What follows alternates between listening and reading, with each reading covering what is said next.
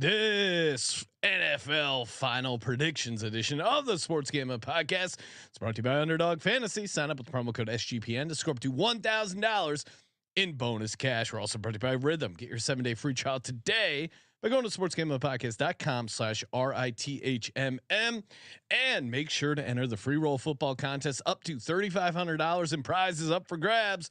Go to sportsgamblingpodcast.com/freeroll to enter today. What's up, guys? This is Carson Steele. You're listening to SGPN. Let it ride.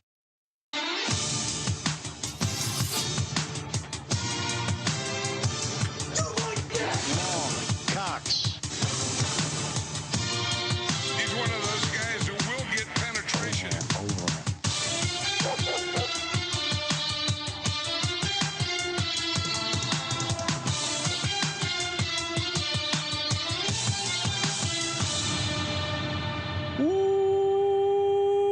Welcome everyone to the Sports Gambling Podcast. I'm Sean, stuck in the money grave with my partner in picks, Ryan, Real Money Kramer. What's happening, Kramer? Dog. Hello, Sean. What's happening? Hello, America. Hello, America. Hello, Canada. USA. Mexico. USA. Yeah, shout out to Canada. Canada definitely represents, Ryan, when we look at the countries that are into the National Football League. United Kingdom. Yeah, UK. Germany, Can't Australia, and New Zealand. Yes, our favorite butcher from is New Zealand down under. Making Bacon, of course, legend in the chat. New Zealand butcher who loves our show, loves butchering animals. Shout out to him. I get it backwards, right? He's literally making bacon. His knife goes the other way. Yeah, I wonder what kind of do they have any like interesting game down there? I was thinking it'd be great for him to send us some stuff, but I don't know if butchered meat does well in transit. So in kind of a long way to get there, but a little bit of a New Zealand tie-in. Was down in San Diego for the weekend, just hanging out by the beach, and had an experience where if you've never been to San Diego, great like seafood, Mexican food, kind of hybrid, and also lots of bros. The idea of a SoCal bro doesn't really refer to someone from Los Angeles. It's kind of very specific. The beach someone who lives by the beach in like the San Diego, maybe up to like Oceanside area. Anyway, we're at this restaurant and total SoCal bro is just, definitely hits the gym, surfs, and, waits tables at this restaurant. Well, it gets around to the order, and both my daughters order a big steak, medium rare, and I mean he basically got erect right at the table. Anyway, I bring that up because then the wife ordered the lamb, which was from New Zealand. Oh wow, okay. There's the tie-in. This guy, he basically wanted to have relations with my entire family just based on their protein. He was just like, the amount of protein that this table's eating, and of course I'm having some like I was having protein. Do you have the quinoa salad, please? I was having fish tacos, Sean. What do you? Okay, all right. That's when in Rome. That's at least you can hang your hat on. But you should. He was just broing down on the amount of protein. My daughters. You guys want to get in some squats after the meal? And then he comes over and is like watching the wife eat with her hands like a piece of this lamb, and it's like, Jesus, dude, just taking one of those sweet fucking sign up for the OnlyFans if you're gonna, so sweet lamb. Anyway, chops. That was a lot to get to New Zealand, I would imagine that he could butcher us some nice lamb chops. I would imagine making bacon. Oh, 100%. Maybe he's making chops as well. Chat is lit, of course. Everyone talking shit on Florida State. Big Stinko. Yeah, I mean, auto fade Big Stinko like I've been doing the entire time. We'll get into all the college football stuff. I do see some Diego Pavia in there, Ryan. We'll talk all of that on week 2 college football picks. But real brief comment. He's not even like I think the most irritating part is one, I've totally forgot how much I hate Bowen's play calling on the offensive side, but man, Pavia is not even good. It was all just bullshit. How do you not coach like, hey, guess what? He's going to do a lot of fake throws. He can't really throw the football. So just like maybe we attack him like he can't throw the football. I don't know. Yeah, great time to lose in the college football season with 12 teams in the playoffs. Florida State thought that game 1, but when you go down 0-2, and I saw I saw Virginia Scott Tech is Rochelle. 0-0 in the conference for what it's worth. For Florida State's 0-2. Well, and as someone who's holding a Syracuse to win the ACC ticket, Ryan, I mean, has the price moved already? It is looking way better than when I got down on it. Anyway, but we're here that's to JV talk shit right National Football League. Oh, and you mentioned your interaction. I of course did my hot yoga today, as I often do, and I go to check in, and there's a new lady working behind the booth, and she goes, "Pride pretzels in prison. What does that mean?" And then I explain my shirt, the Vet. I go, "Oh well, it's the Vet. It's where the Eagles play, and their old stadium had a jail." And she looks so scared. I go, "Yeah, it's where they put people that were bad." And she goes, "Okay." Oh man! And then hands me my hot yoga mat. Not a lot of veteran stadium talk at the hot yoga place, Ryan, but I'm trying to introduce it one day at a time. You think you could wrangle up enough people at the old Vet to do a hot yoga class? If they did hot yoga at the prison in the Vet, would anyone attend the class? Depends. I'm sure I know they still had the game on. I could guarantee you that, at least the radio broadcast. Oh, and that I had another note written down. So I was also hanging out at the beach, Ryan, on what was it, Sunday? Getting in some and kind of watching the game on my phone, driving back, listening to the LSU USC game. Which, by the way, fuck CLV. Yeah, it doesn't matter. Didn't matter once again. But I was listening to LSU broadcasts. It's always great to hear homers with like a southern twang, and LSU. It's the best part about a college broadcast. LSU had some sack, and they go and that broadcast. You know how they do like sponsored segments? Yeah. Well, they go, "This sack is brought to you by this LSU sack of the defense is brought to you by trains. LSU's defense is hard to stop, and so are trains. Get off the tracks." Like they did a message from the ad council about how you need to stay off the train tracks. The National Railroad Safety Board has some.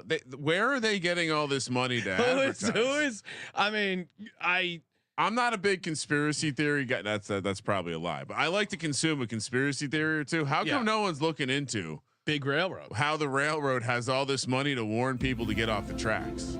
I'll also say this, not to be an asshole if your loved one has died, but I actually know someone who was killed basically by a railroad accident. Oh, really? Did they park on the tracks? This was actually a crazy story. Guy I played rugby with in college, went on to do strongman shit, but he was enormously fat, like the kind of big that you'd be like, but he got the ball in the rugby field and he was going to put someone through the turf. 400 pounder, basically got crushed between two cars of a train. He worked in a railroad. Anyway, long story short, because he was so enormous, he wasn't killed instantly. Lived for a little bit longer. Horrible death. Yeah. Definitely not related to being a jackass on the railroad. So I come back to what you were about to say, which is you got to be a real idiot to get killed by a railroad. Okay. Yes. All right. Bumming everyone out with that poor guy's story. I mean, he died. It is a sad story. Shout out to Mike Majori. But yeah, I mean, a touching tribute. Ultimate Italian American from New Jersey. Okay. There you go. I'll play this in his honor. There's so much going on in my face right now, by the way, Sean. What is that? Well, I randomly was just closing some tabs and I have a DM from D Bettis. I assume you got a similar one. That's just gamblers porn. He just shot a bunch of videos of long parlays, sent them right into the DMs. Got that going on. Yeah. Oh yes. It's DM season. So I love, and this is the part where it's like, what are you looking at your phone? This is my. Well, I'm looking at DMs from the listeners. Oh yeah, what are they sending you? Lots of pics. Yeah. Women on social media always complain about the crazy stuff guys send you. If only they saw the screenshots and videos we are a part of. My favorite 25 legs. My favorite part of the job is people sending me screenshots of their fantasy team and like, what do you think? I go, it's fucking awesome. No. I just immediately. Is that your response? Yeah, I always. Well, because I mean, if they draft a cowboy, I'll usually shit on the cowboy or just highlight my favorite players that they pick. But for the most part, they want someone to say how awesome their team is. They got no one else to share it with. Toss me a DM. I'll hype you up about your fantasy team. I can appreciate a good roster bait. It's important. What if two people are involved? It's no longer roster baiting. Right?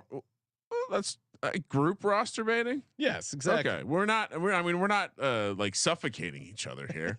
We're just saying nice team. You got to throw in one personal touch, probably. Yes. I mean, look, I'll return serve a couple times, but we don't need to get into a long conversation about your 9th, 10th round internal monologue. Don't need that. Also, really don't care. Just so you know, my feedback is earnest, but I also don't care. You know what we do care about? The free roll football contest. So easy. All these people, oh, you don't know shit. I can pick. It's like one of the greatest NFL handicapping contests of all time. We've been running it for years. Kramer and I personally put up the money to reward the best handicapper in our audience. Go to sportsgamblingpodcast.com/freeroll. sportsgamblingpodcast.com/freeroll. Winner take all, no second or third. This is the National Football League. This isn't college. There are no bowl games.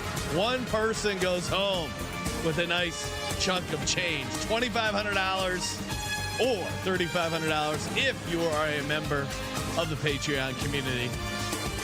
Get in on the Patreon, get all the sheets. But again, get in, sportsgamblingpodcast.com/freeroll. Also, 10% merch. 10% off everything in the merch store. Promo code football.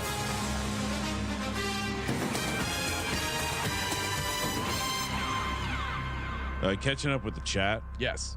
Chat is. I feel bad because I just told Easy I don't care, but that's awesome. That is fucking. What is it? What is your? That's fucking awesome.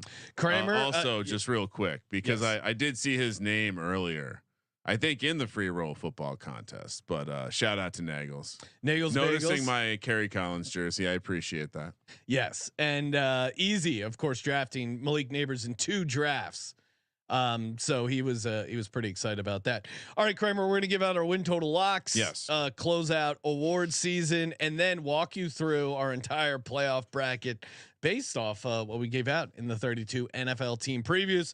My first lock, Ryan, it looks like you are going to co-sign it. I mean, the Steelers over 7.5. What are we doing?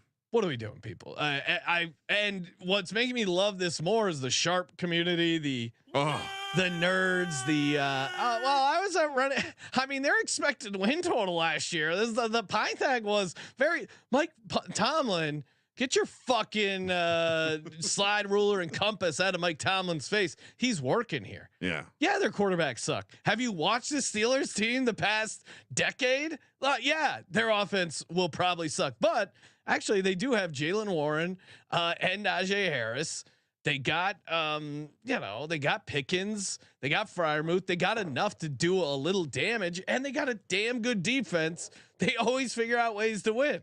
And Mike Tomlin can be 8-9, his first ever losing season, and you can still hit the over. This is crazy to me. Serious question. Yes. Does Arthur Smith have a better skill group this year in Pittsburgh or last year when he was coaching the Atlanta Falcons? Well, if Arthur Smith likes this skill group better for an Arthur Smith offense, Drake London versus George Pickens, who you taking? Okay, I mean, I'm skeptical on Drake London. I just am. So Kyle Pitts versus Pat Freiermuth, who you taking? I mean, Pat Freiermuth, 100%. Bijan Robinson and Tyler Algier, which I do like that. But remember, Cordell Patterson in the running back room for the Steelers with Jalen Warren and Najee Harris. Who are you taking? Yeah, I mean, Bijan is pretty good, but not for Arthur Smith's offense. No. If you're just drafting for Arthur Smith's offense, this is his wet dream. The offensive line, but perhaps is a question. But yeah, I think that offensive line, they get banged up. They're gonna have some weird. They're gonna have some weird Justin Fields stuff. We haven't even gotten it. We will be obviously giving out our props, but a Justin Fields anytime touchdown could be happening. Ryan, they're gonna do something weird with Justin Fields. I know. I wish they would give us the right price for a guy who's only going to play like 10 snaps. They probably won't, but I will be tempted by it anyway. But yeah, I mean, Pittsburgh, people, when I was doing the group Circa Millions with my buddies, they're like, oh, all you want to do is pick Pittsburgh. Yeah, because they're perpetually underrated against the spread in the futures market, and they perpetually overperform. I mean, they were what was their final record last year? 10-7. Are you done on so that caused you guys to break up and you're not going to be doing a pick 'em this year? Was your love of the Steelers? No, I don't think so. I think they just got lazy and didn't feel like figuring out. That's fine. A bunch of the but they were 10-7 last year with home losses to the Patriots and the Cardinals, and those are bad losses, sure, but their win total was 8.5 last year, and it went down a whole win. Why should it go down a whole win? That's what I want to look at. What, because they lost Kenny Pickett and replaced him with Russell Wilson and Justin Fields? Like that's a lateral move. You're saying Kenny Pickett was worth an entire win, a guy battling it out to stay in the league? So I'm in the sheets right now, Sean. I clicked on the Pittsburgh, so I pull up their team page, and I look at the schedule, and I go, which game am I saying that they have no chance of winning? That's not on the schedule.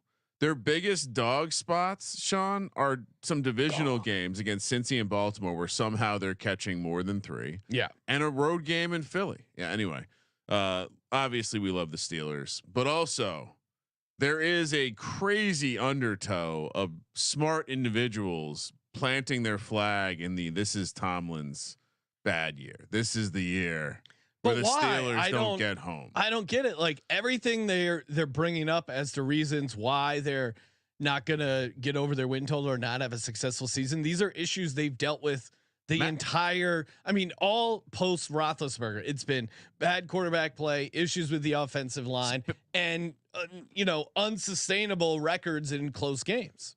I mean, kind of since Bruce Arians, they've had, but yeah, I mean, Matt Canada was the guy last year. Remember how bad he was? It's crazy that people don't see this as a clear upgrade to the offense. Anyway, so we both like one of our locks, NFL win total, Steelers over 7.5. Ryan, what's your next one? Well, I was going to say there's 2 system plays that we've done on the show, and I noticed that you left one off your card. I put this in the 4th spot, but we'll really it's number 2, and that's the Dallas Cowboys. Oh, okay. 10.5. What have we learned on this show, Sean? And with with expectations comes failure. And Humpty Dumpty, when he falls off the wall and breaks into a million pieces, I don't think anyone's going to give a shit to glue them back together. Love fitting the Cowboys this year. I will co-sign this. But for didn't make your card somehow. Well, no, but I mean for bonus, I want to give out as many plays as we can, Ryan.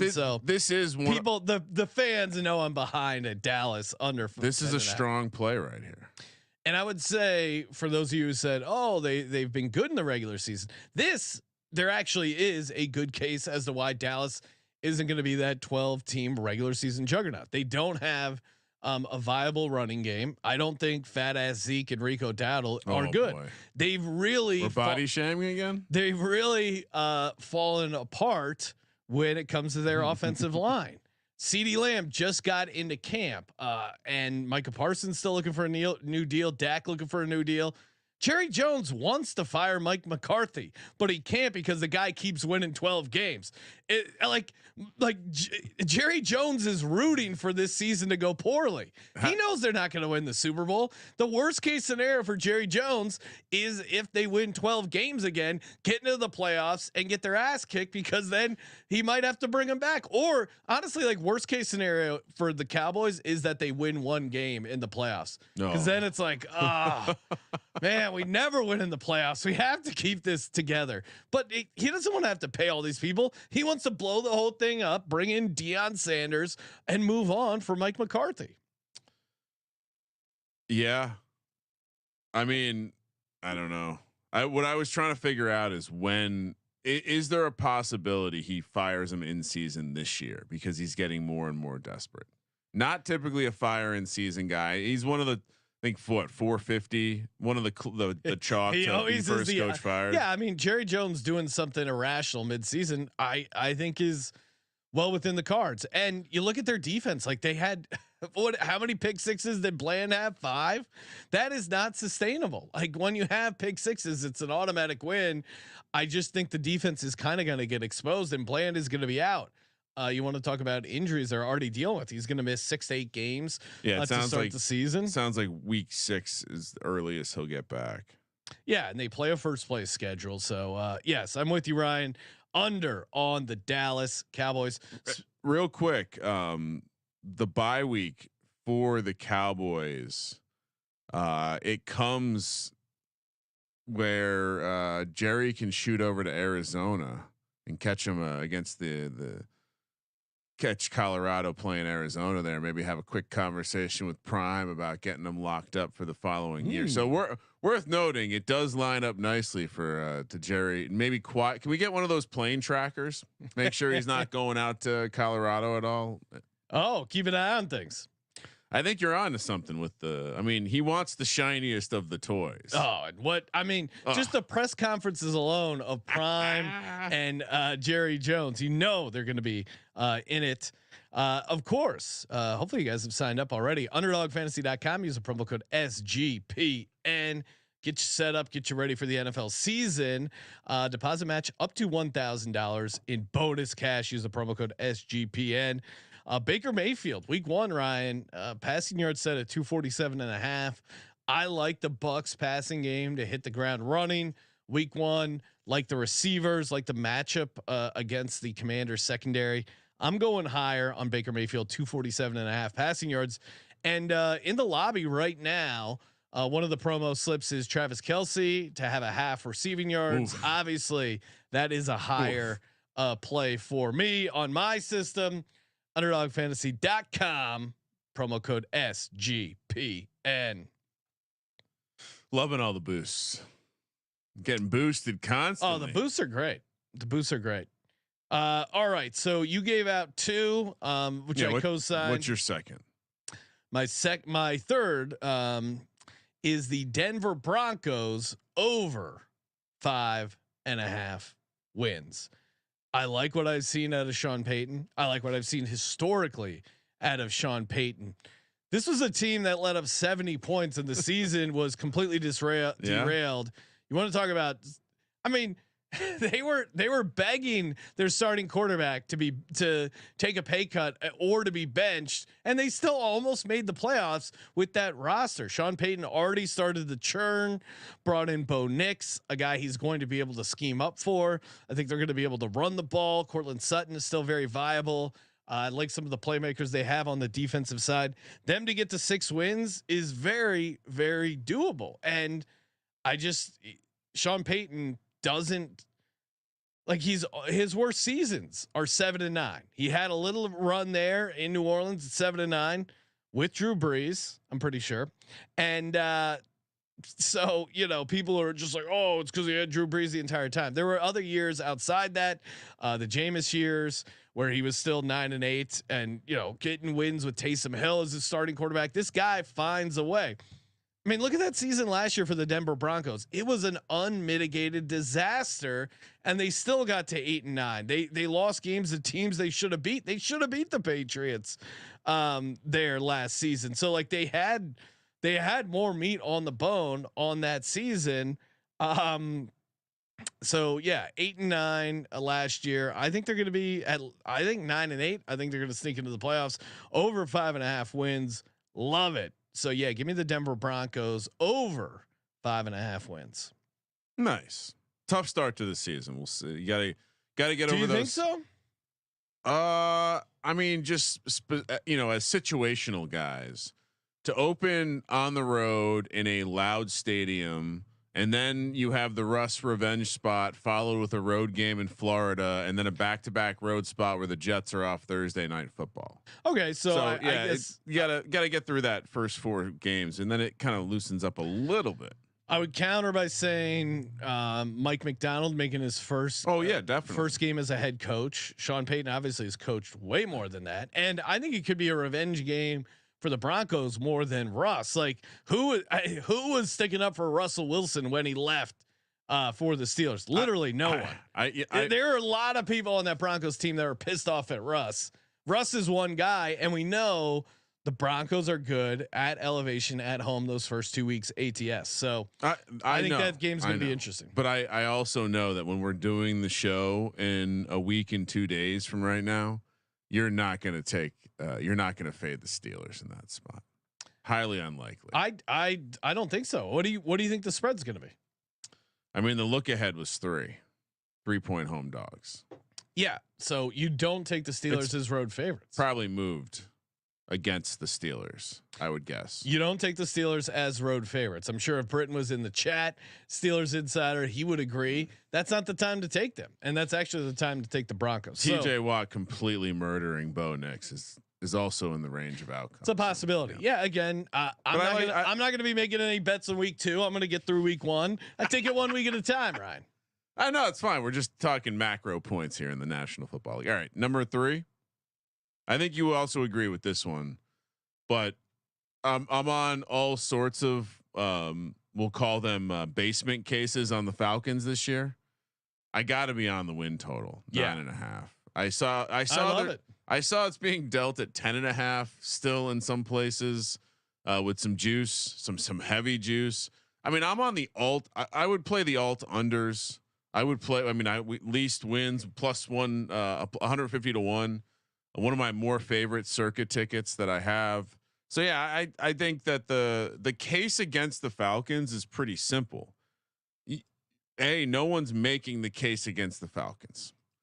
They're just us. They're talking about this team as if everything's buttoned up, and just think about we highlighted the idea that this team is possesses fragility at the organizational level, based on watching this team over the last couple of years and seeing that they have coordinators with very little experience.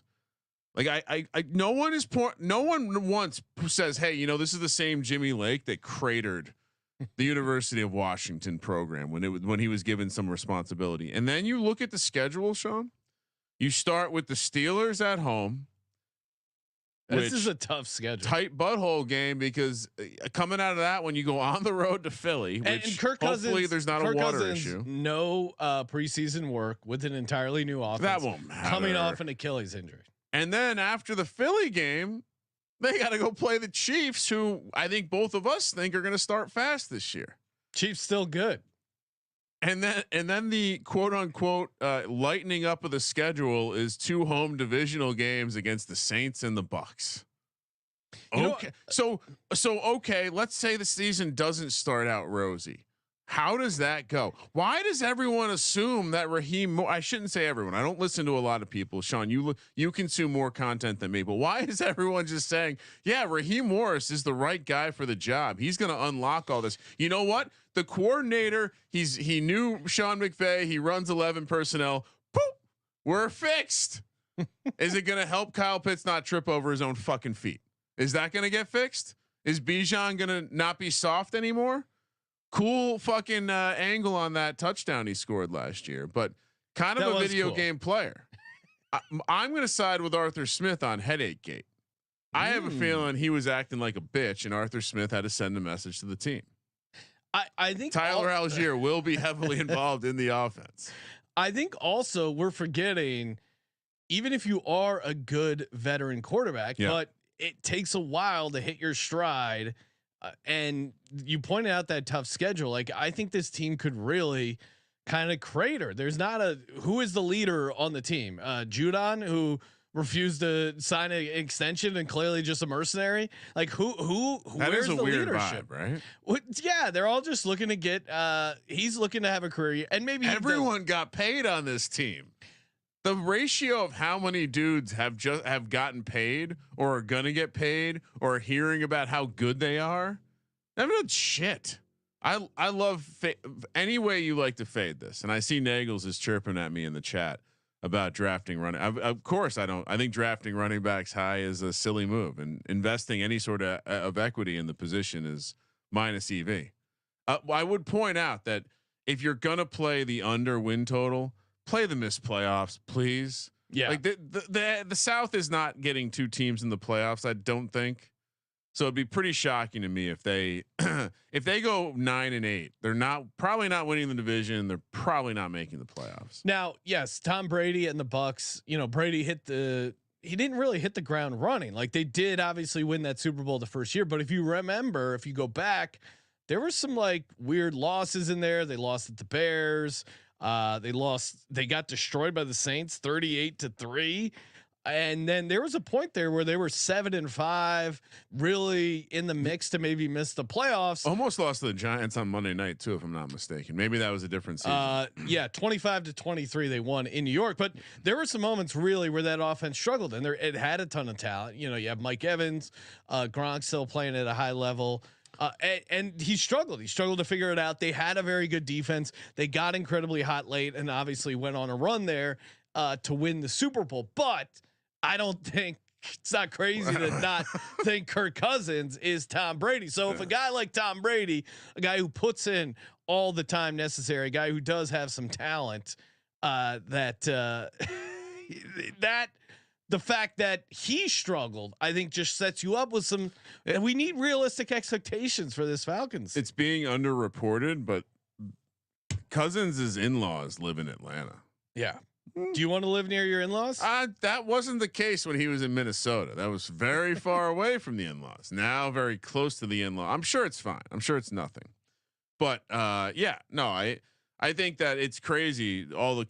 There's so much confidence being placed on a team that just, I don't know, isn't. I don't get it. I understand the super team, but it's like they've somehow managed to make the super team case with a bunch of guys who aren't really superheroes. They're like good players. They were drafted high. Yeah. No, there's so many ways it can go wrong, including Raheem Morris. He is who he thought he was.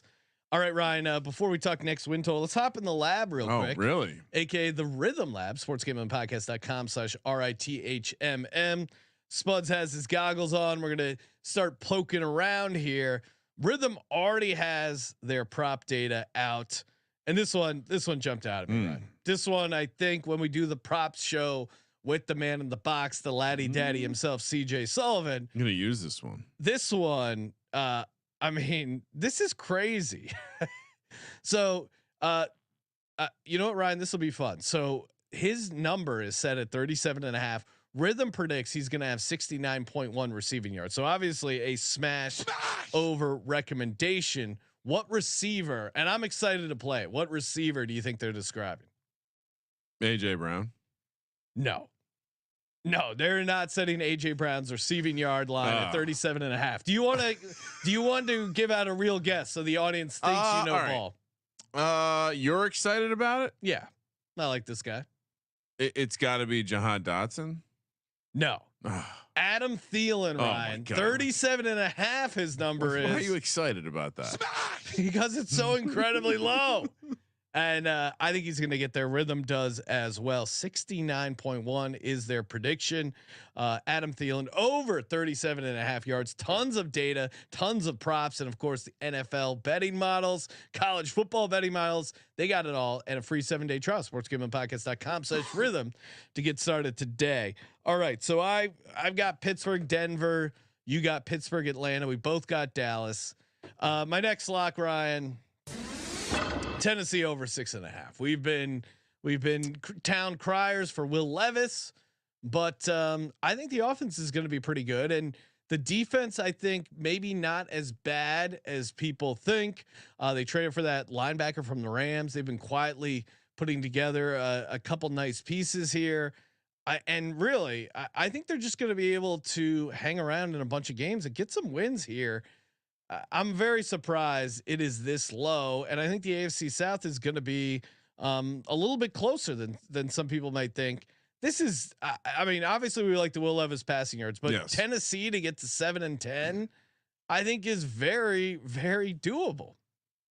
They play a tremendous amount of games that are, down the stretch, especially that are well, and everyone talks about Mike McDonald being the guy they want, but Denard Wilson, their defensive coordinator, he came from the Baltimore Ravens defensive backs coach. He also coached up the Eagles back in 2022, their defensive backs, and helped with the passing game coordination. So I think he's going to be a pretty good coordinator for this Titans team. And the other big issue was their offensive line, which again, you're bringing Callahan to coach up this offensive line. JC Latham seems like a plug and play starter, top 10 draft pick. They're going to hit the ground running. I mean, look at some of the Baldy breakdowns. Yeah, I get it. It's preseason, but line play, I think, is one of those things that I wouldn't say easy, but like when you see a guy competing and dominating guys at the line of scrimmage, that's a good sign. So I like the Titans a lot here for the season. I think there's huge upside, but even their floor case, I think, is still 7-10. Yeah, I don't know how I didn't put that. We're doing 6 locks now. Cowboys. I just added the Titans for myself. Okay. When you get 3 separate hand pays from the NFL slot on a single team, Sean, you got to listen. I see Tomcat in the chat saying hammer Tennessee and Pittsburgh unders. I mean, you're crazy, Tomcat. What is this? It must be new around here. That's not the way to. No, Tomcat. He's No, I know. I see what he's doing. He's the guy who walks up to the craps table, starts playing the don't pass line because he thinks he's on the house's side. Plus EV move. I mean, also we are on, as far as like consensus, other people in the market giving out picks, talking shop. We are on a serious island with both Tennessee and Pittsburgh, and I embrace that island. I disagree with Tennessee. I haven't heard anyone hyped up. I think there are more people that are at least intrigued on the offensive side that this team, not the defensive side, but I haven't really heard many people be positive. But just look at the team. I mean, to the point of just look at who's adding to their team and not acting like this is some sort of tank year. Tennessee is definitely trying to play. And again, it's the AFC South. There's going to be variance. You got to play variance in the AFC South. Play the ceiling cases. What's that division price for Tennessee? I mean, Sean and I put in a couple get rich quick fixes with some division win parlays. Speaking of those Steelers and Titans, I think we slapped them together with the Bucks. Little 353 to 1. Nice. All right. What? So we've given out 4 each. Is that right? Yes. Okay. Yep. Next up, Bears under 9.5. Ooh, come on. Fade the hype. Come on. I'm not even the guy. I'm not super high on the Packers, but you're telling me that this rookie is going to come in and again another coaching staff that like Shane Waldron. Well, he runs 11 personnel. Sean, his offense is going to be great. He coached with McVay before. I mean, have you heard of Gerald Everett? It's like fuck off. At some point, he's a rookie. All the good plays he made in the preseason was extending the play like shit you're not going to be able to do anyway. Let's see what happens in the regular season. I mean, we watched him at USC. He did a lot of that there too. It didn't lead to wins all the time. And 9.5 is an insane number for a rookie, period. It is funny. I mean, do we remember last year? The entire Bears fan base they were chanting for Justin Fields and they wanted Matt Eberflus fired. and then what did they do? They kept Matt Eberflus and they drafted Caleb Williams, and all the Bears fans like, yeah, great call. We love this. Yeah. I think Eberflus might be a little dead man walking. His excuses are built in with no quarterback play.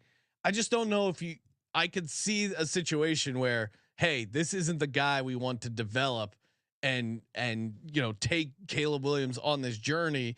I think Caleb Williams will end up being a good quarterback, but I think he could, like many rookies, hit some bumps along the road. He is a day one starter with an incredibly high win total. I mean, look no further than the Carolina Panthers and Bryce Young. Yes, Bryce Young, complete and utter disaster. They kind of got traded for each other. That's the craziest. That is, oh my god. I mean, no wonder the Panthers owner is so pissed. And I'll give you Bryce Young and a first round pick. Throwing drinks at people and yelling at random people. Pray for the Panthers, but yeah. It's a rookie quarterback and it's a win total of 9.5. That other than that, yeah. Does Chicago have some players? Sure. Will it lead to a 10-7 record in the division that's going to be pretty competitive? I mean, yeah, it just seems like, again, I'm not super high on Green Bay. They appear like they're going to be a solid squad. Detroit's great. And when you look at the schedule, maybe we're a little higher on the AFC South than most, but it just seems like they have some tough games. And again, I feel like this offseason was a lot of me focusing on the coaching staffs, and I couldn't wrap my head around. In the same way, I can't really wrap my head around why people get excited about Matt Canales. I feel like just last year we were hearing people shit all over him. I don't understand this Shane Waldron love. Yeah, Like I watch the games. I don't feel like there's a transformative thing happening here, and so definitely not to the point where 8.5, 9. I mean, when this win total moved up to 9.5. well, I just and Cannabis Capper in the chat bringing up the counterpoint of didn't they go 7-10 with the worst roster last year? True, but I would say that 2-7 starting, okay, yeah, maybe they figured out the defense a little bit, but the 5-3 back end, I don't know if that is super sustainable. Some of the stuff they were doing on defense in their first 9 games, Chicago's defense ranked 30th in EPA, 31st against the pass, allowing 27 points per game. So maybe the defense comes back a little bit somewhere in the middle, and that ends up leading to and Matt, just look at rookie quarterbacks in the top 10 that started at least 10 games as a rookie, 11, 15 and 3 to the over. So someone coming in, a rookie quarterback winning double digits as a starter is the outlier, not the rule. I mean, it is fair to say they won more games with a bad roster, but when you look at like season to season with these teams, sure, the quarterback changes. So I'm willing to say the offense, maybe it gets better, but defenses do tend to regress. And much like we've highlighted these half season phenomenons, the Bears were a team like, they figured some stuff out, but also there is something momentum or like when a team gets hot like that, when it's kind of meaningless, and sometimes we then like to leverage it the next year to say, well, look at this, look at what this team was. They obviously got better. I can't argue that they got worse, but I also don't know if they got better in wins and losses. And I think whether it's the win total, I mean, they could be a better team and still be 8-9, right? Whether it's a win total or the point spread, they're clearly one of the more overrated, or I would say their rating compared to last year has changed more than most teams, and that's a lot to do with how people feel about Caleb Williams, and it feels like we got to see it. So I mean, I'll if the Bears are good this year, I guess I'll eat it, but I would certainly. Do you like the under win total or miss playoffs better?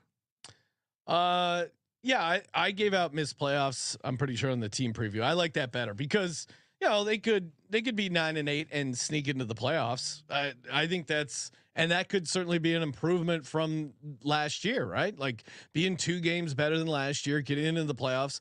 I don't want to kill them too hard because I don't have them, being a complete disaster of a team. I just like I'm co-signing your idea of going under. I would rather play the no playoffs than the so you'd rather get a better price, because the under is like -1. The under 9.5 is like -140. Yeah, and this is moved, isn't it? It was when we picked it. It was 8.5. Yeah, like I think they're gonna be. This is one of the ones I bet on in Vegas. I was talking about this with the Dalai Lama. We were working on some numbers out in Vegas and couldn't believe the Bears. I mean, because I lose to 10. It's pretty rare that they move a whole win total. I lose to 10. So I just don't see them winning 10 games. That would be a shocking outcome for me. No, and again, they could go 9-8. I have them 8-9. That feels like a slightly better team. I also think Caleb Williams is going to be good. Yeah. I mean, think about Bears fans. You got other stuff to focus on. Wow. All right. What's next? Do we have one more? Yes. No, I have 2 more. You have 1 more. This one easy. San Francisco under 11.5 wins. It's the year after the Super Bowl. Yes. Trent Williams still hasn't reported. How many games will he play? That's yet to be determined. Maybe he starts week 1, but I don't know. Is he going to be in shape? It's a Brandon, game week. He's missing practice. I know, now, like right? at this point, it's kind of getting crazy. And Katie Mox, 49er super fan, knows the team very well. She even pointed out Debo himself said, dealing with the contract bullshit helped kind of submarine his season and led to a less productive year than he would have normally had. So I think that the year after the Super Bowl, Christian McCaffrey is dealing with a calf injury. How am I the only one who sees this and realizes calf injuries for running backs who had 400 touches is going to be a problem? This is just setting up for a massive letdown year. Look at their year after they lost the Super Bowl last time to the Chiefs. It was a disaster, and it's already got those vibes. Everyone trying to get paid, dealing with a bunch of injuries, super brutal schedule, and you have to get to 12-5. It's just asking so much. So 49ers under 11.5. Hard to argue with that one. It seems like the hangover started early in the off. I mean, he's not. Is he going to show up and play? Like I kept reading, it was going to get done. My thing is I always think these guys end up getting the deal done. They figure it out. They get paid, whatever.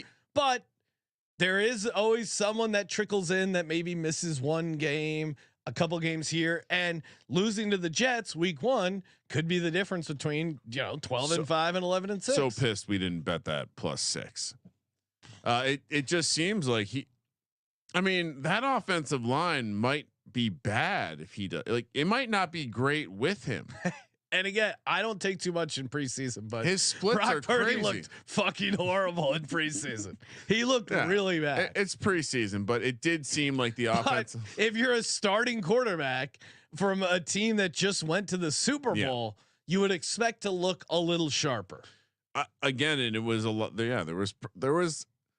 We were commenting on it as we were watching it, but there was just a tremendous amount of pressure that was leading to him making just horrible decisions. That's the part that was shocking. So that's a good number. You got a good number there, Sean. Thank you, Ryan. What do you got? Last one, Cardinals over 6.5. There's juice here too, but man, I just, and again, maybe I'm a little reliant that the defense can't be complete trash.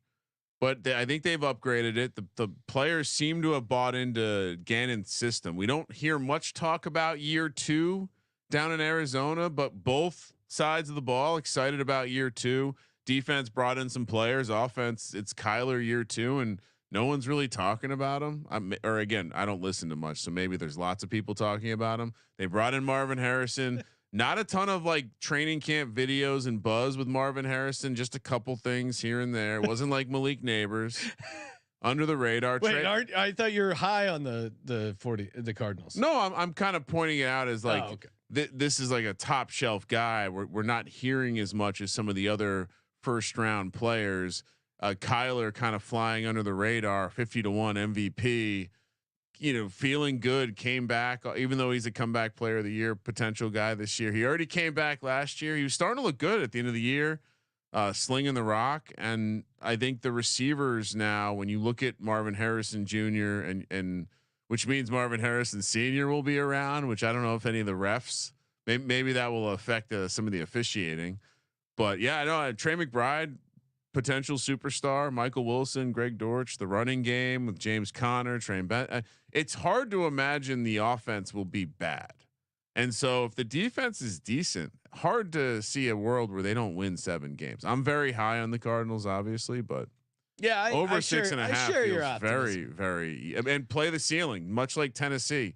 You know what, Sean, when we get out to Vegas, remind me to get a Cardinals Titans little division parlay. Oh, okay. Yeah. I thought you were going to say Super Bowl, and I'm like, all right. No. That's too much. Crazy. It's too much. No.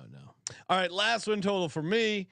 Staying in the NFC West. Give me Seattle under 7.5 wins. Just going to battle with the nerds. Yeah. Well, again, they're another team they love, but there's plenty of nerdy reasons not to like them. One, unsustainable when it comes to the turnover stuff. They fumbled only 6 times all season, lowest in the NFL.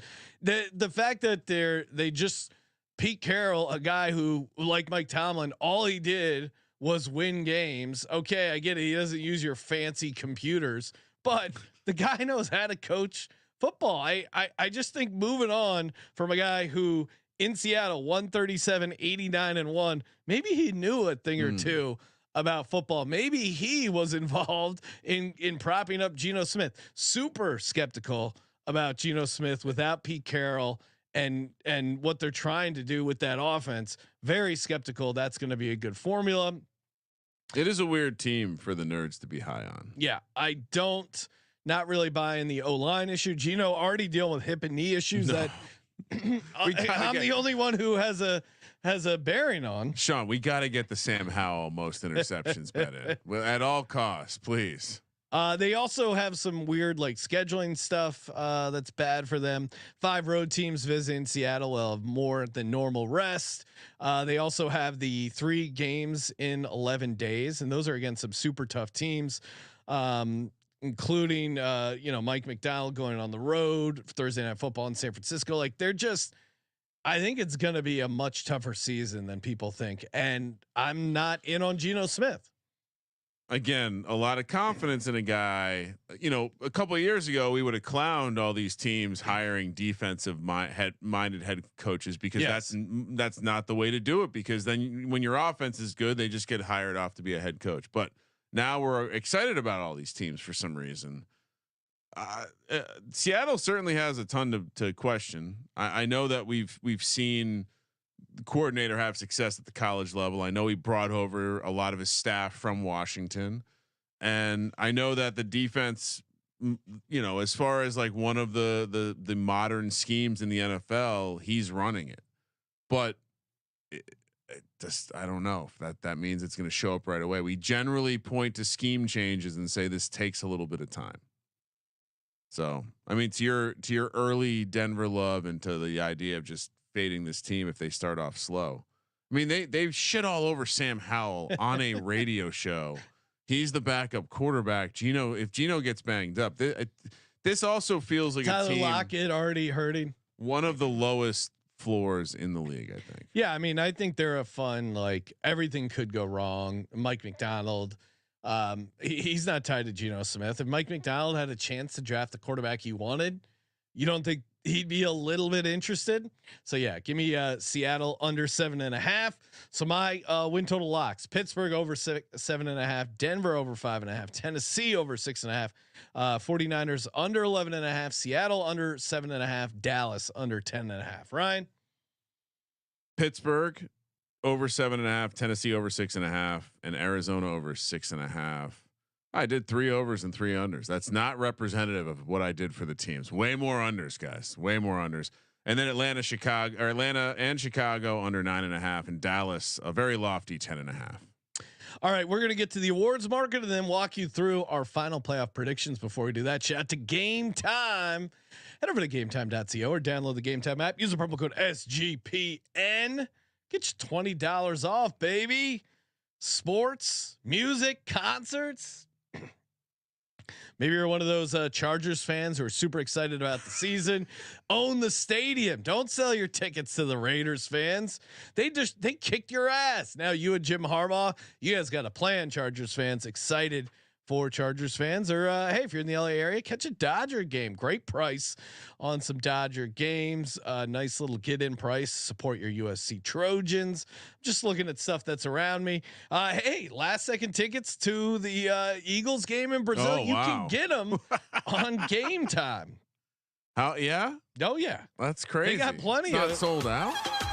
Oh, it's never sold out with Game Time, Ryan. They'll hook you up and you'll get the best price. You got the game time guarantee. If you can find a better price, same row, same section for less, you'll get 110% refund. You're not going to find a cheaper one. So just go to gametime.co, your go-to app for last minute tickets. Game Time. Kramer, what do we got? All right.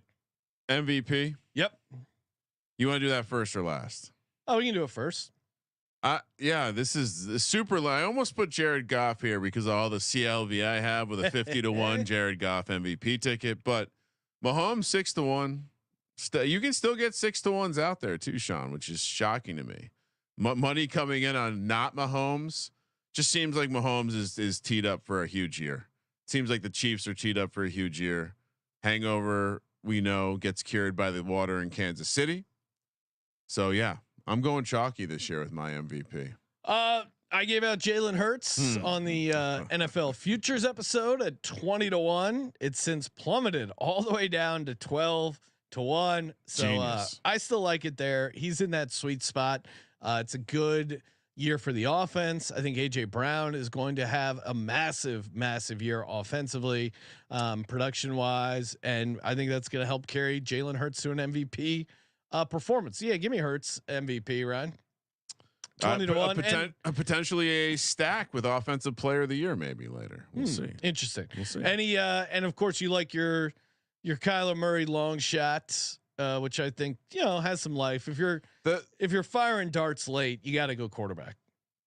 I have Mahomes at 6-1. I have Goff and Kyler at 50-1 each. And I won't bring up the Dan Jones price because that's just in case. Rookie of the year. Rookie of the year. Obviously neighbors. I got plus 1350. I know there's some folks out there showed me some 16-1 tickets, which is very nice. Yeah, come on. This guy's gonna take the league by storm. We haven't even seen him break a tackle yet, Sean.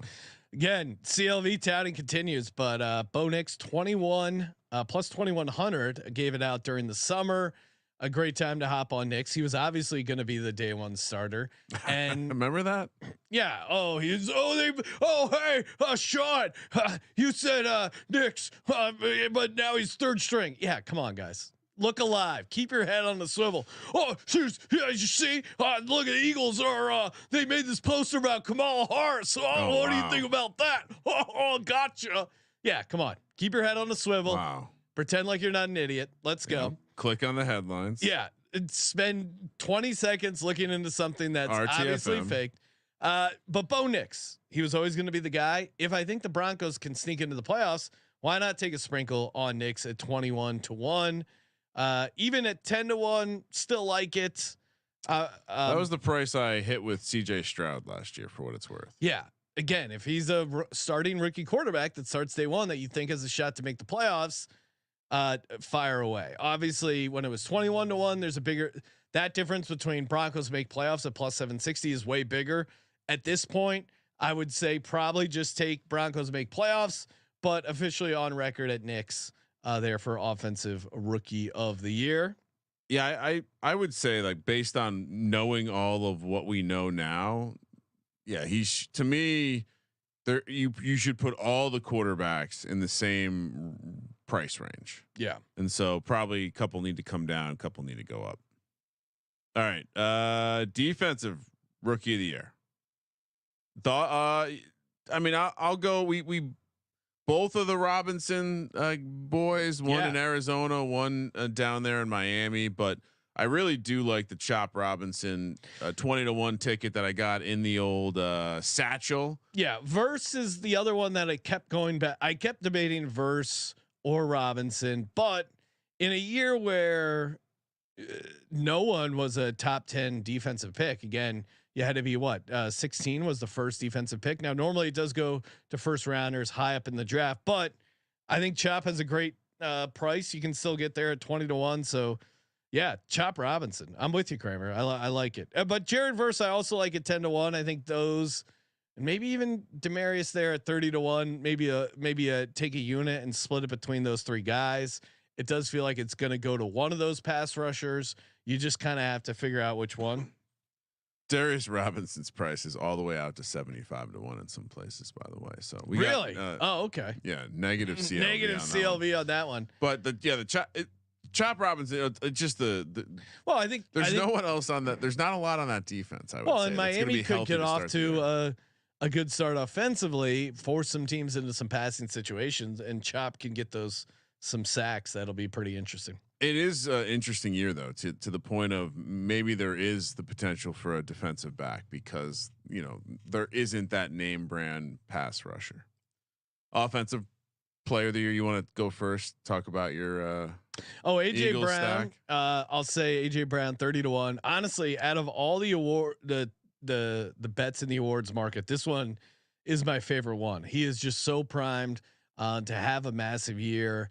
Kellen Moore is going to make sure he gets the ball a ton. Jalen Hurts is going to make sure he gets the ball a ton. This was as high as like 60-1. I mentioned it on the show a couple weeks ago at Circa. You were so pissed when you. And then I went to go bet it, and they dropped it down to 20-1. I saw you coming. Must have been a fellow sharp hammering away. But AJ Brown again. He had 6 games last year in a row, 125 plus receiving yards. The wheels came off. We saw what happened, but I think if they can right the ship a little bit, he is just going to be a beast, unguardable. He's going to get the volume. He's going to get the workload. AJ Brown, Brees Hall, 20-1. Just playing the obviously I also have Malik Neighbors 275-1. But Sean will tell you the rookies don't win that award. Brees Hall 20-1. Very reason. I mean, I think by the end of the fantasy process, Sean, he was, if I had the first pick, I'm taking Brees Hall. It's just the way it works. I think he ends up being the first pick next year. I think he scores a bunch of touchdowns. And if you want to have fun with your friends, you can be like, hey, did you know Brees Hall caught 76 passes last year? Holy shit. He did what? Feels like the floor is high. The ceiling's high. I know his price has come down a little bit. He's still pretty interesting. I do think that it's a relatively short list. You look at some of the other guys, and there's reason to maybe, like the Justin Jeffersons of the world, where it's like, hey, you really gonna tie that money to Sam Darnold for a season? That doesn't seem like the wisest move. Brees Hall. If you're going with someone on the Jets, I kind of would lean Wilson over Hall. I get the case for Hall. I think these awards inevitably kind of skewed towards receiver, and we've seen Aaron Rodgers lock into a guy like Devontae Adams and give him some crazy numbers. But I get the case for Brees Hall. I think Brees Hall is going to have a good year. So I mean, if he scores 15 touchdowns, like if he has, I mean, he could have a McCaffrey like year. No, it totally makes sense. What about defensive player of the year? We have the same one here. It's TJ Watt, 8-1, 6-1, anywhere in that range. Didn't get it last year. Probably should have gotten it last year. I also do Jalen Carter. I mean, when we discussed him, he was like 100-1 long shot. I think I got him at circa like 67-1. That's a fun one. But TJ Watt, he's set up for an awesome season. So yeah. And he's gonna stay healthy this year. Yes. That was me being hopeful. Comeback player of the year, which I asked Benson if they were going to put this up, and he just had this look like that would be fucking stupid. Yeah, the comeback player of the year, especially now that they clarified it's only injury based. I don't know. To me, this is probably my least favorite market in the awards right now, because Aaron Rodgers, sure, but who's going to vote for Aaron Rodgers? Joe Burrow. Yeah. But then to your point, Ryan, like it feels he's Joe more Burrow of an has an MVP awesome year. They probably go MVP. Do we think Kirk Cousins? No. AR-15, sure, but it's 7-1. I mean, and like Kyler Murray, pretty quickly you're like, well, Daniel Jones is on a pretty short list. Yeah, I would say Kyler came back already. I don't understand that. Yeah, Deshaun Watson, as much as I don't like Deshaun Watson. Yeah, the media is not going to vote for him. That's the other thing. Like it's a media voting thing too. We've eliminated everyone. I think Joey Bosa. No, I think at this point, and last year the guy who won it wasn't even in the league, so it kind of becomes impossible if we're supposed to factor in. I mean, guys that didn't play and weren't injured. There's really like no good formula. I'll throw one out there for you. Sure. I'm looking over on FanDuel. Christian Gonzalez is 100-1. Okay, sure. Right. If he comes back, he's a shutdown corner, and that they're going to give it to a quarterback. Right? Yeah, you're right. I think what we do is Justin Herbert 60-1. What's he coming back from? He missed some games, and I think he'll get credit for this plantar fascia. If he guts through it and is dealing with it through the season, that's not coming back. That's playing through. But he wasn't playing in the preseason. He came back to play. I think they're going to give him credit for the plantar fascia. And it's a fun way if they don't end up like if this Chargers team ends up being good, but he doesn't quite have a MVP season, they're gonna give it to a quarterback. I think Herbert makes a ton of sense. I think this award is between. I mean, at 60-1. Again, I would not bet this. So I think this award comes down to, because I don't think Anthony Richardson stays healthy. I think this award is coming down to Nick Chubb versus Daniel Jones. Daniel Jones as a hedge against my MVP price. Wow. Give me a plus 1,800 comeback player of the year. All right. Well, Ryan, it's 20-1 now. So give yourself a little boost there. I'm not gonna really 20-1. Yeah. What's going the wrong way? Who are people betting on? I mean, really, most of these guys have either already come back or were bad last year. No, it's the thing is really dumb. Strange. They just should have given, as much as I enjoyed the carnage that DeMar Hamlin not winning caused. Well, because now it's like, all right, so you're not even going to consider. I mean, you can't say it's all about coming back from injury. Unforeseen circumstances when the guy fucking died on the field. And then he comes back from it, and you don't give it. I do think that if they don't run that Make-A-Wish play for him, he wins the award. What do you have to say to that? I 100% agree. Yeah, I think they tried too hard to make us see that he came back, and it was like, oh no, backfired. Even though it's a regular season award, they're doing that thing where no one tries to tackle the kid who scores a touchdown. But shouldn't they also have taken that into effect? Shouldn't they have taken that into consideration with Joe Flacco and his playoff performance? Doesn't that cost him comeback player of the year? Yeah, I mean, he might be able to win it again. He was really bad. It's true. All right, coach of the year. We're in agreement here. Brian Callahan, 23-1. Titans are 6-11 last year. They get to 10-7. He is gonna be in the mix, especially if they get into the playoffs. Which 9-8, 10-7. Well, he's gonna have a great case. He has the edge of being the the offensive mind that unlocks this second round quarterback. Yeah. So it's a pretty easy narrative to digest. And your dad's this kick-ass offensive line coach that already Baldy's like cranking it late night watching these combo blocks. Look at this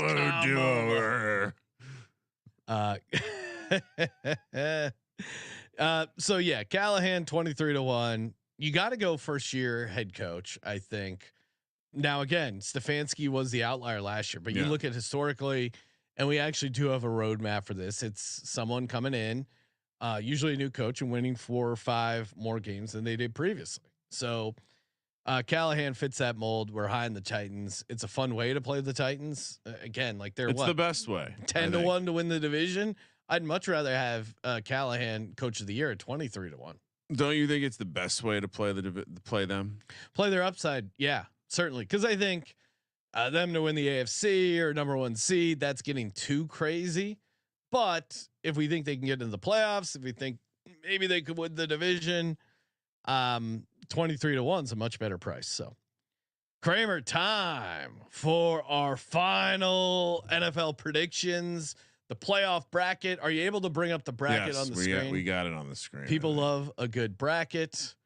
Now you would make fun of someone for showing their the columns, right? What do you mean? Well, you see like the ABC up, let me make top. this look nicer. Yeah, make it look pretty for the home audience. What do you mean? Oh, no, we're not. We're still behind the street. I gotta enter data. Oh, okay. We're gonna be entering some data, Sean. Jesus. All right. Do you want to walk through your NFC bracket? How do you want to do this? Just trying to make this shit fit. Or you want to do AFC first? We should do AFC first. All right. So for me, I got the Bengals 5 seed, Titans 4 seed. Sorry, Titans. It was fun while it lasted. Which, by the way, holding true to form.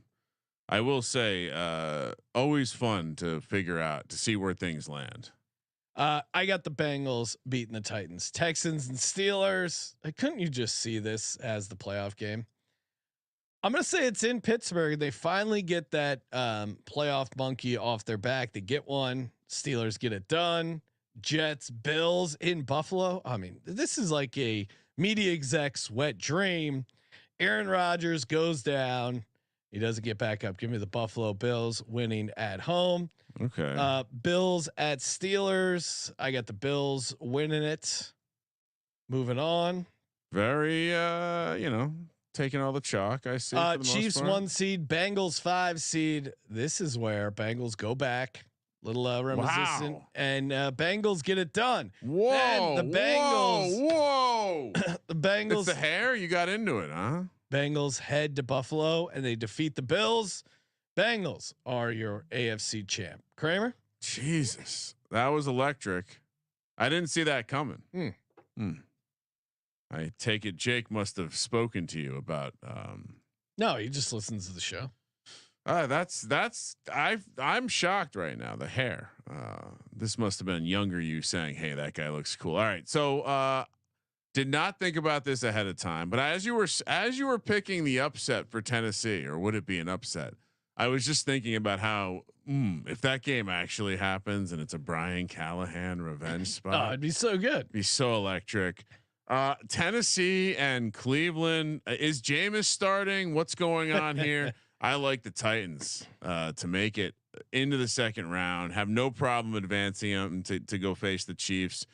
Bills Jets, little revenge spot here. Buffalo too much at home. We both had Jets playing the Bills. Yeah, I thought that was fun. I didn't try to create the narratives; they just came and showed up in my face. And then what a good looking game this is going to be. Raiders, Steelers. Some are probably wondering how the fuck did the Raiders get in the playoffs? You should go listen to all the team previews. Tough one here, but we got to have the Steelers, who are my 2 seed. Another area where people might take some umbrage with my predictions. Bills, Steelers. This will be in Pittsburgh, Sean. Yeah. Justin Fields, Russ Wilson. Who will it be? Too much. Josh Allen. Too much. I think the Bills get hot again down the end of the season, and this year they're going to be able to run the ball. They're going to be able to run the ball. They're going to be able to hopefully play some defense without Milano. I just like the way they're gonna be shape up for the postseason. And then KC. I mean, I'm picking chalk all the way through. Chiefs, Bills. Chiefs get it done. Chiefs back in the Super Bowl. Very boring. But we do get a Kelsey maybe retirement concert or something from Taylor. Okay. Boring. Now boring to pick the Chiefs again. Now the NFC. Eagles as your 1 seed. Sean. Yes, I have them as a 1 seed. Packers, Niners. Packers 5 seed. Niners 4. I got the Green Bay Packers sending the Niners packing. Love it. Rams, Bucks. Little not quite a rematch, but yeah, they both ended up losing to Detroit. That's a good game. Yeah, Rams at Bucks. Bucks are the 3 seed. Rams the 6 seed. I got Tampa Bay winning a playoff game at home like they did last year. Let's go. Cardinals 7 seed. Lions 2 seed. Cardinals don't get it done. Detroit moves on. Sneaky, yeah, you said that. Now we do have a rematch. Bucks at Lions. Lions continue to be the better team, and they get it done heading to the NFC Championship. Eagles Packers in Philadelphia. Eagles roll. And then Eagles hosting the Detroit Lions for the NFC Conference Championship. The Philadelphia Eagles get it done. EAGLES. Eagles are your NFC champs. Certainly, the narrative would be this is Detroit's only 4th game being played outside this year. Yeah, and it's going to be chilly in Philly. Yeah, assuming things are normal. All right, so my playoffs. I got the Niners and Giants facing off in the first round in New York. Classic matchup here. And you know what? But I'm the homer, right? Niners are too banged up. Giants advance to take on Detroit. It'll be a hostile week between me and Derek Stevens out at the Circa for the VSiN show, as we will be mortal enemies that week. Hopefully, I can sneak onto the private jet and go watch that one, Sean. Philly going back to the scene of the crime, taking on Tampa Bay. As much as I would love to, I'm going to pick it up. I'm going to go a little upset hunting here. Actually, no. Screw the Eagles. Bucks get it done. Wow. Baker and the squad ready to go. Eagles just another season down the toilet as they start hot once again and finish slow. Packers, Cardinals. Cardinals are my Cardinals are the 2 seed in the NFC. Kyler keeps it rolling here as they take down I was pretty pissed off that I had the Packers make the playoffs. It does highlight to me how thin the conference is. Lions take down the Giants. I think the Lions are a true super team. Love Derek Stevens, Circa Resort, Circa Sportsbook's beautiful. Bucks Cardinals. Kyler. Let's keep it going. Kyler in the conference championship game. Hopefully they play a little bit of defense. Lions get it done. Lions Chiefs Super Bowl. Another blue. And what red. we should have had last year. Yeah, I think, and I think when you talk about the two best teams in the NFL, it's hard to argue that these aren't the two best teams. Well, Ryan, bold prediction going with the two best teams. I have the Philadelphia Eagles taking down the Cincinnati Bengals, and the Eagles restore glory. Jalen Hurts gets his first of many Super Bowls. Nick Sirianni finally gets it done. Although not finally. I mean, he's only been in the league coaching 3 years, but it will be a great day. There will be a parade down Broad Street. Eagles champs once again. Kramer. Chiefs 3-peat. The only way to break them up is for them to break themselves up. Lions too. I mean, I would love to pick the Lions, but certainly that would look silly in hindsight if a lot of things happen. Yeah, the Chiefs get it done. They seem hunting for the 3-peat. We haven't had one in a very long time. Last time was fun trivia. You're a football guy. Patriots, come on. Yes, you got this. Oh, I didn't know you were I thought you were asking the audience. I was asking everyone. If you were asking me, you gotta give me and the audience a chance to answer. You had to say. I mean, if you know ball, that was probably a very easy. He did not give me. I mean, someone get on the clock. I mean, Kramer was rushing me. I needed to start thinking of the past Super Bowl winners. Obviously, New England Patriots got it done. Before that, who was it? Before what? Before the New England Patriots 3-peated. Who was the previous team to 3-peat? I would guess the Steelers. I think the Steelers is the right answer. Okay, don't know that off the top of my head. Washington came close. Yeah, I thought Steelers had a break. The Cowboys or the Steelers? No, the Steelers won 4 straight, didn't they? Did they? I know they won 4 total, but I actually, you know what? I think they won 2 and then they won 2 again. I don't know, Ryan. You usually with trivia, the person asking the question has the answer. I thought it was the Steelers. It's not the Steelers. So Ryan, you're going all this way to bring up stats about the Cowboys? That is a disgusting act. That's disgusting. Go home and get your shine box, Ryan. Hey, still time to get in the phrase that pays. sportsgamblingpodcast.com/phrase. We will be drawing it Wednesday night, 8:30 kickoff Pacific time. NFL Week 1 picks podcast. Be there or be square. And the Freeroll football contest, $2,500 up for grabs, or $3,500 if you're a member of the Patreon, sportsgamblingpodcast.com/freeroll. One of the, I mean, can you tell me another free contest to enter that pays out like the Freeroll football contest? Massive overlay. Overlay alert, Ryan. Overlay alert. And also, hey, if you're going to be in Vegas for Week 1, or honestly any Friday night, we'll be out there doing the VSiN show. But if you're going to be out there this weekend watching games, I think we're probably going to post up at the Westgate. Got a booth there Sunday. Come say hi. Beers on us as always. Drinks on us. Maybe even get you a chicken finger depending how we're feeling. Ryan, we're not afraid. Cousin Mush will hook you up. Yeah, cousin. It's all on Cousin Mush. I forgot that part. But yeah, come say hi, and of course, 10% off everything in the merch store. If you haven't gotten a sweet hat, perfect time. T-shirts are fire. Jake, our merch guy, does a tremendous job getting you set up, and of course, thank you for participating in the Sports Gambling Podcast. For the Sports Gambling Podcast, I'm Sean, stacking the money green. He's Ryan. This would be the first 3-peat in NFL history. Silly. Kramer, let it ride.